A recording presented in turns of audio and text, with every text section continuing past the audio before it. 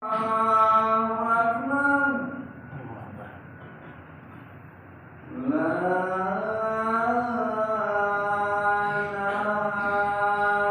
illallah.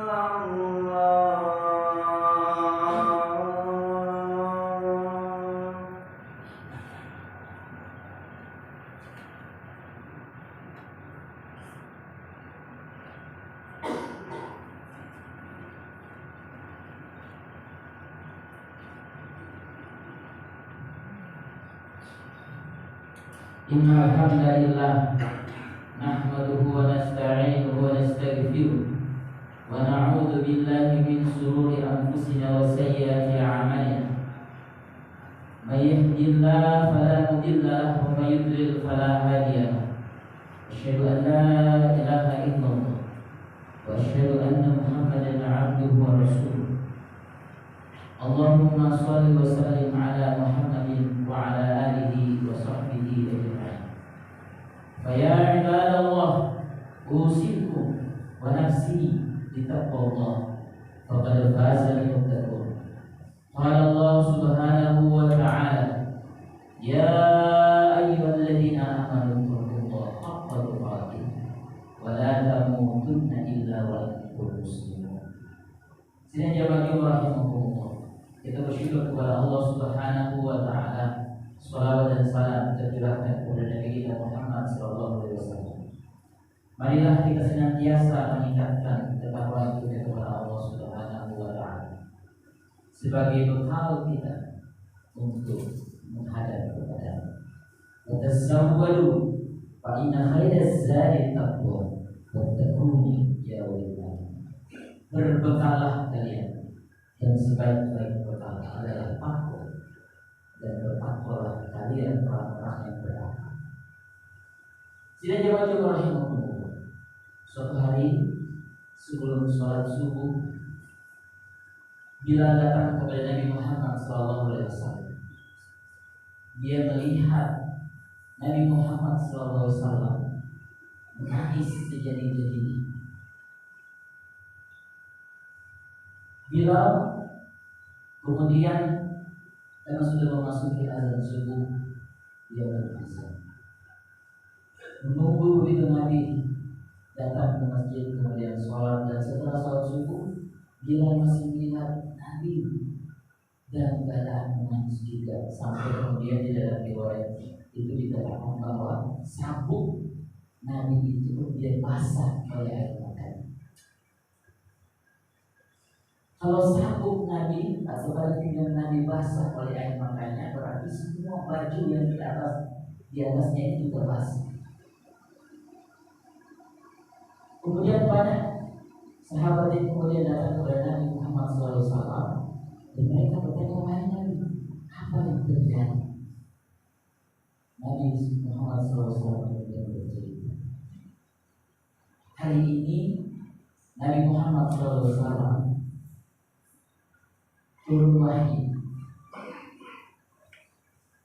Inna fi khalqis samawati wal ardi wa ikhtilafil laili wan nahari la ayatin liulil albab alladzina yadhkuruna Allaha qiyaman wa qu'udan wa 'ala junubihim wa yatafakkaruna fi khalqis samawati wal ardi. Rabbana ma khalaqta hadza batila subhanaka.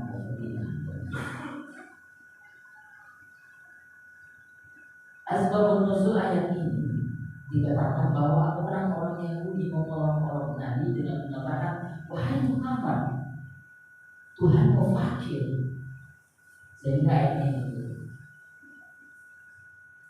Tapi analisanya adalah Nabi ini sedih banget dengan turunnya ayat ini. Sedih karena dikatakan oleh beberapa ulama, ada hal yang sangat penting di dalam ayat ini. Apa itu? Pentingnya adalah konsep zikir. Alladzina yadhkuruna Allaha qiyaman wa qu'udan wa 'ala junubihim. Dalam ayat ini dikatakan bahwa menggunakan akalnya itu ulul albab itu ada orang-orang yang ketiga mereka itu berpikir dalam 3 kondisi, dan kondisi ini adalah kondisi yang dilalui dalam kehidupan kita dan kita lalui dalam setiap hari. Kondisinya yang pertama, alladzina yadhkuruna Allah qiyaman. Semua kita ini dalam kondisi berdiri. Coba kita ingat kondisi apa yang membuat kita ini berdiri? Bekerja berdiri, sholat berdiri, berjalan kita ini juga posisinya berdiri.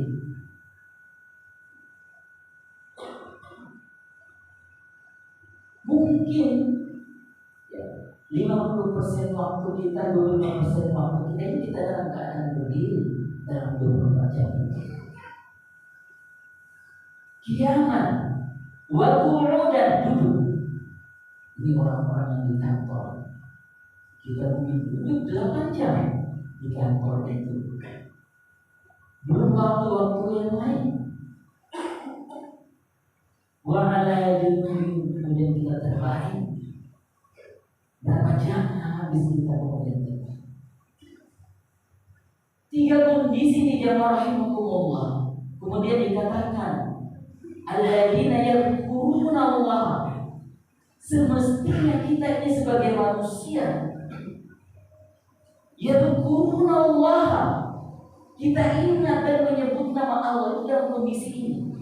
Apapun kondisi kita, mau kita bekerja, mau kita berlari, mau kita bermain, mau kita duduk sedang berasik dengan telepon HP dan teman kita bercengkrama, mau kita berbaring, tapi satu dari 3 kondisi ini, semua kondisi ini, kewajiban kita adalah mengingat dan menyebut Allah. Yang inilah yang kemudian yang memperlakukan Nabi Muhammad SAW sampai menangis. Karena kenapa ya rahimahullah? Kita ini selalu lalai.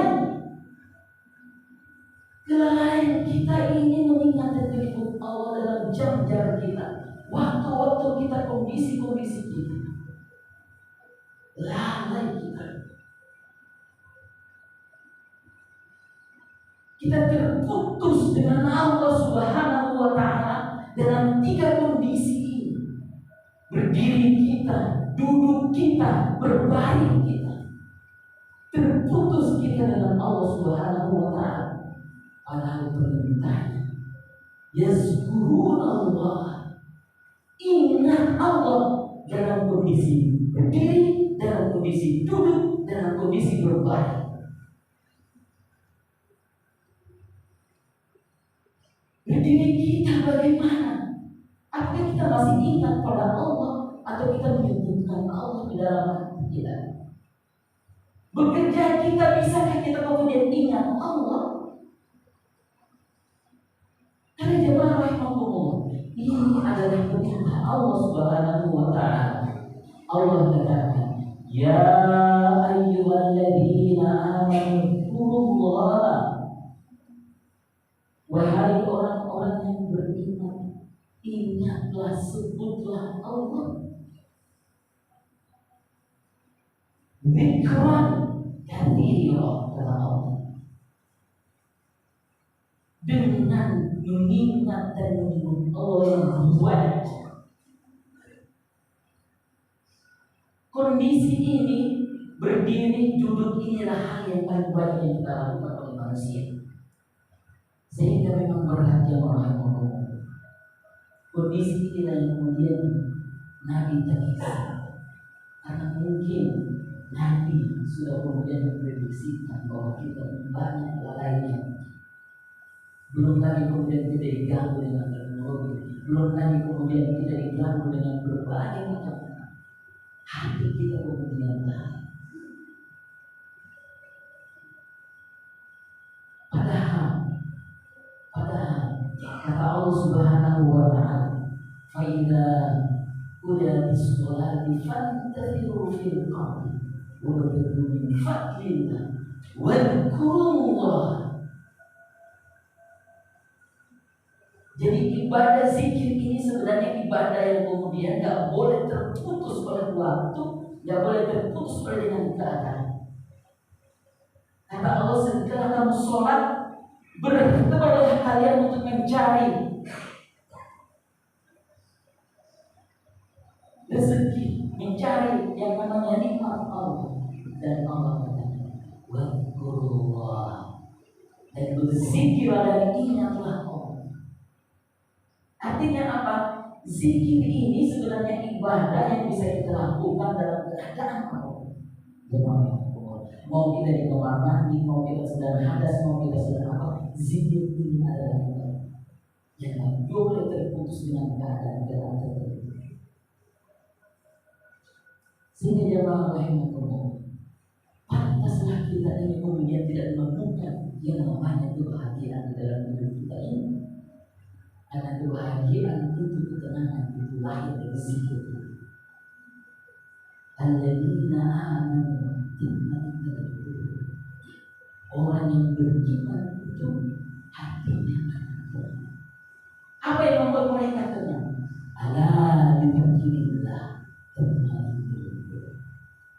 Sungguh kata Allah, ketika kamu berzikir kepada Allah Subhanahu wa Ta'ala, maka kamu akan menemukan yang namanya ketenangan.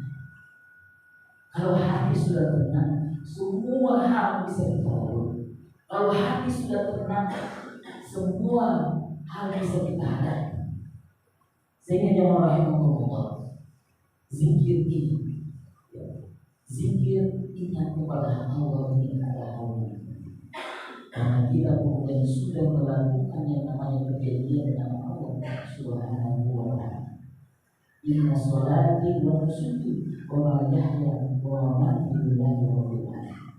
Kalau Allah sudah mendominasi hidup kita ini, Allah sudah membuat kita ini sebagai orang hamba Allah dan sudah mendominasi kita, maka satu-satunya jalan adalah kita menuju kepada dengan detik-detik waktu yang harus kita hadirkan Allah di hati kita. Nafas kita, zikir kita, ingat kita, fikir kita hanya kepada Allah Subhanahu wa Ta'ala, apapun kondisinya, kerja, bermain, bersedekah dan lain sebagainya. Allah ada di hati kita, zikirnya ada di dalam hati kita. Barakallahu wa lakum fil Qur'anil karim wa nafa'ani bima fihi min al-ayati wal dhikril hakim.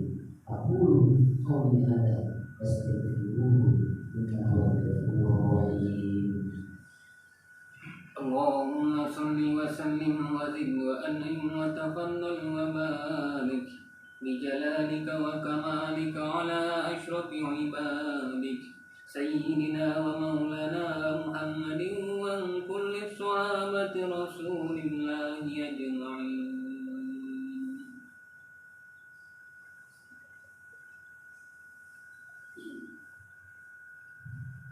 Alhamdulillah berkaitan dengan asyhadu an la ilaha illallah wa asyhadu anna Muhammadan abduhu wa rasuluh.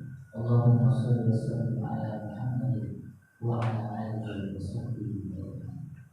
Wa ya ibadallah, usikum wa nafsi bi taqwallah. Wa qad faza al-muttaqun. Qala Allah Subhanahu wa ta'ala, ya ayyuhallazina amanu taqullaha wa la tanzuru nafsun ma qaddamat lighadin wa taqullaha. Inna Allah khabirun bima ta'malun. Inna Allah wa malaikatahu yusholluna 'alan nabi. Ya ayyuhallazina amanu shallu 'alaihi wa sallimu taslima. Walhamdulillahi rabbil alamin. Hamdan yu'affihi wa yudhi'u mazida. Ya Rabbana lakal hamdu kama yanbaghi li jalali wajhika subhanahu. Allahumma ighfir lil muslimina wal muslimat wal mu'minina wal mu'minat الأحياء منهم والأموات إنك سميع قريب مجيب الدعوة ويغفر الحاجات. اللهم إنا نسألك سلامة في الدين وعافية في الجسد وزيادة في العلم وبلاغة في الرزق وطولة قبل الموت ومغفرة بعد الموت. اللهم هون علينا في شتات الموت والنجاة من